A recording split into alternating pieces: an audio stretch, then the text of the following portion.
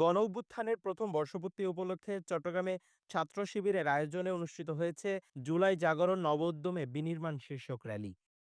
সোমবার সকাল 10:30টায় চট্টগ্রামের বহদ্দারহাট থেকে শুরু হয় র্যালিটি। পরবর্তীতে নগরের ২ নম্বর গেট এলাকায় গিয়ে শেষ হয়। র্যালি চলাকালে স্লোগানে স্লোগানে মুখরিত হয়ে পড়ে পুরো এলাকা। এতে অংশ নেন ছাত্র শিবির চট্টগ্রাম মহানগর উত্তর ও দক্ষিণ শাখার নেতাকর্মীরা। ভাষায় তাদের কথা বলার মধ্য দিয়ে ফেসিবাদের আমরা সুর লক্ষ্য করছি। তারা 16 বছর কিছুই করতে পারে নাই।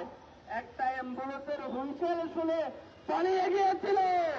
এখন তারাই বলে যদি ছাত্র জনতার বিপ্লব না হতো 1 মাসের মধ্যে কোনে হাসিনার পতন হয়ে যেত। আমরা তাদেরকে বলতে চাই, নব্য প্রতিবাদ হওয়ার চেষ্টা করবেন না। অনুষ্ঠানে সভাপতিত্ব করেন ছাত্র শিবির চট্টগ্রাম মহানগর উত্তর সভাপতি তানজির হোসেন জুয়েল এবং সঞ্চালনায় ছিলেন মহানগর উত্তর সেক্রেটারি মুমিনুল হক।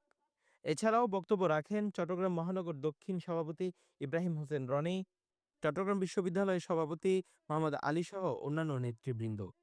র্যালি শেষে অনুষ্ঠিত সমাবেশে প্রধান অতিথির বক্তব্য দেন ছাত্র শিবির কেন্দ্রীয় সমাজসেবা সম্পাদক আব্দুল মোহাইমিন।